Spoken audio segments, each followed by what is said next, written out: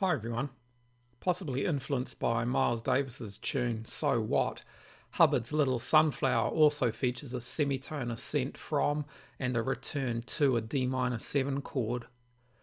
Unlike Davis's tune, however, which includes a move to an E flat minor chord and an immediate return to D minor, Little Sunflower moves to E flat major before returning to D minor through D major. Harmonically then, we may analyse Little Sunflower in the key of D minor with a semitone shift to the Neapolitan chord followed by a return to D, which through mixture is initially sounded as a major 7th chord before returning to its original minor form. Melodically, however, a D minor tonality doesn't account for the B naturals in the tune, which instead imply a probable D Dorian orientation, with the E flat and D major chords being heard as alterations of Dorian's second and final degrees. When B flat notes do occur, it's either as upper neighbour notes as part of these figures, or as the 5th degree of E flat major 7 harmony.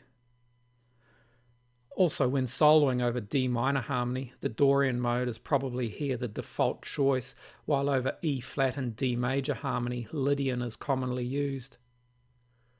Intervallically, the melody after the initial ascent in D Dorian moves as a series of thirds formed either by the degrees of the underlying triads or here by a combination of a passing and incomplete lower neighbour note to A.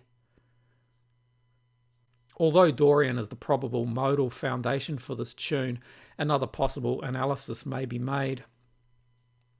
With this analysis, the longest sounding notes of the melody, C, A, E flat and F sharp are selected. Together these notes, which are highlighted by the tune's melodic contour, form a diminished 7th arpeggio, which for our purposes I will begin on the D sharp.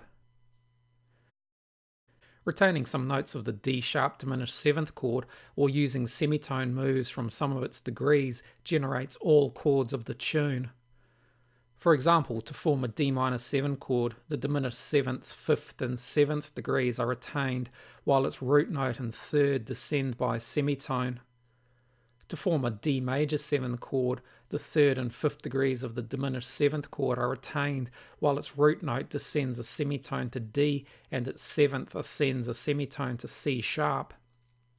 The 7th degree of E flat major is the only exception to the semitone moves as it lies a tone above the diminished chord's 7th degree.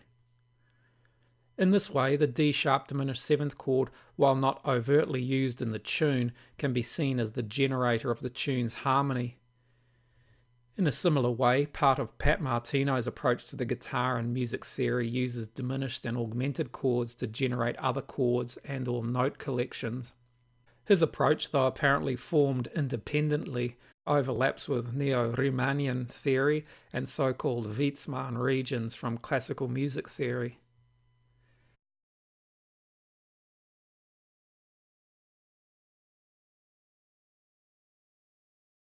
Interestingly, when combined, all notes of Little Sunflower's harmony and melody comprise 11 notes, which is an entire chromatic scale except for A flat or G sharp. This missing pitch, depending on how it's spelled, is either an augmented 2nd or minor 3rd above F, the relative major of D minor. These features align with the 11 pitch class theory of Henry Burnett and Roy Nitzberg, which, while too involved to cover in any detail here, basically contends that all modal and tonal compositions essentially seek to unfold both a chromatic and diatonic octave across their duration, and modes and keys are derived from larger gamut systems that may not contain more than 11 pitches.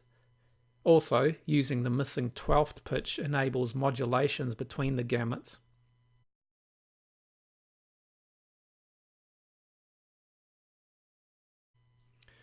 I hope you found this useful. Thanks for watching. See you next time.